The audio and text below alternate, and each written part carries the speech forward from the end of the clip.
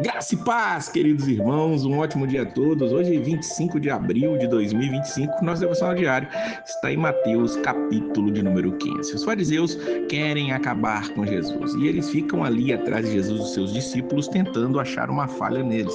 Desta feita, no versículo 2, nós vemos que eles chegam e denunciam: por que transgridem os teus discípulos a tradição dos anciãos, pois não lavam as mãos quando comem pão? Jesus ele vai responder ao pé da letra aqueles homens à altura e eles têm que sair dali calados. Jesus ele os confronta: por que transgredis vós também o mandamento de Deus pela vossa tradição? Porque Deus ordenou dizendo: honra teu pai e tua mãe, e que maldizer o teu pai e tua mãe certamente morrerá.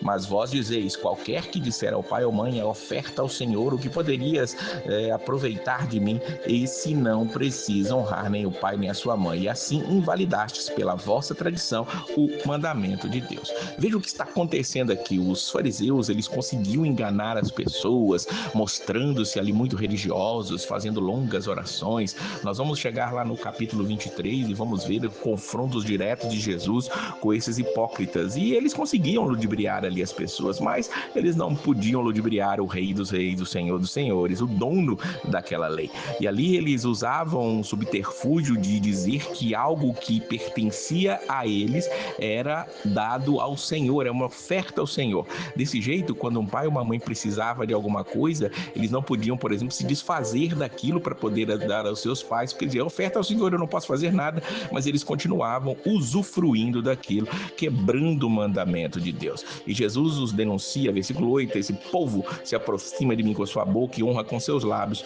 mas o seu coração está longe de mim. A lei, ela era vivida de acordo com o coração. As pessoas queriam mostrar o exterior, mas infelizmente, eles queriam ali mostrar algo que as pessoas pudessem ver, mas o correto é que o interior seja transformado, porque se o interior for transformado, com certeza as atitudes externas assim também serão. E aqui eles estavam reclamando porque eles não lavavam ali os utensílios ou lavavam as mãos quando comiam alguma coisa. Não está falando aqui da parte higiênica, nós temos que ter higiene, temos que lavar as mãos, lavar os utensílios, mas eles estavam falando aqui de algo cerimonial.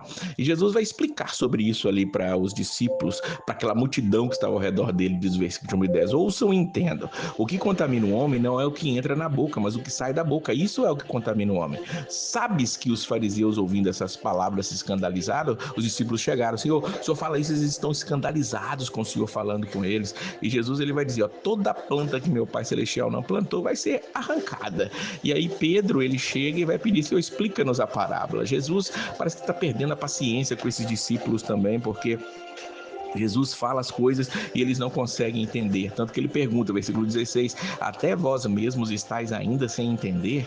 Ainda não compreendeis que tudo que entra pela boca desce para o ventre, é lançado fora? Mas o que sai da boca procede do coração, e isso contamina o homem, porque do coração procede os maus pensamentos, mortes, adultérios, prostituição, furtos, falsos testemunhos e blasfêmias. São estas coisas que contaminam o homem, mas comer sem lavar as mãos, isso não contamina o homem.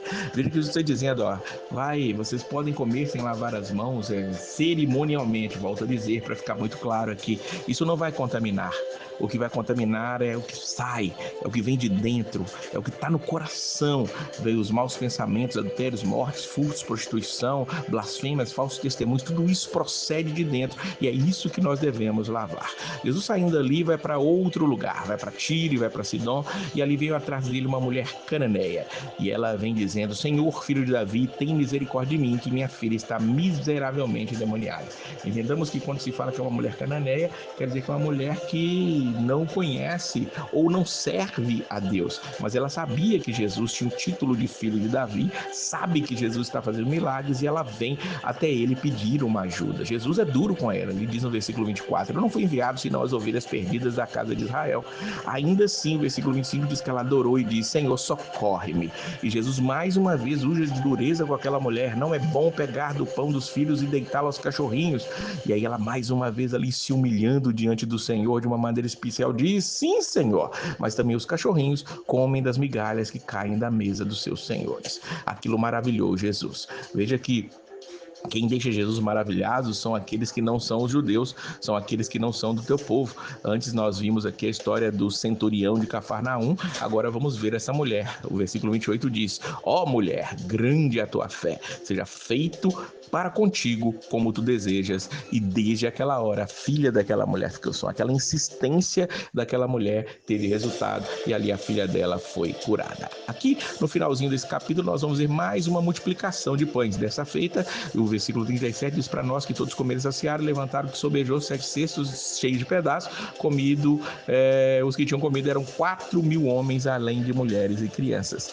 Nós vamos ver aqui que o Jesus faz o milagre e um pouco menos pessoas comem, mas é interessante que a didática do milagre é a mesma do outro e os discípulos estão tendo os mesmos problemas. O versículo 32 diz que Jesus teve compaixão da multidão, eles estão com ele há 3 dias e não tem que comer, e ele não queria despedir-las em jejum, eles poderiam desfalecer no caminho, e os discípulos vêm: de onde nos viriam no deserto tantos pães para saciar tal multidão? É incrível como os discípulos, e eu digo nós também, somos fáceis de esquecer o que Jesus fez. Quantas coisas maravilhosas Jesus já fez por nós e tantas vezes nós nos esquecemos. Problemas menores que acontecem conosco se tornam grandes porque nós nos esquecemos que Jesus ele age e opera em nossa vida de maneira especial. Então entenda, ele continua fazendo isso. Ali tinham 7 pães e uns poucos peixinhos. Jesus multiplica e todos são saciados. Não tem quem chegue a Jesus, sinceramente, que saia sem ser saciado pelo poder da sua palavra. Que Deus possa abençoar a sua vida e você tenha um fim de semana cheio da presença de Deus. Não se esqueça de maneira nenhuma de estar compartilhando, curtindo, se inscrevendo no canal se você não é inscrito e chame outra pessoa para fazer parte também, para ouvir a palavra de Deus. Que Deus abençoe a sua vida e a paz do Senhor.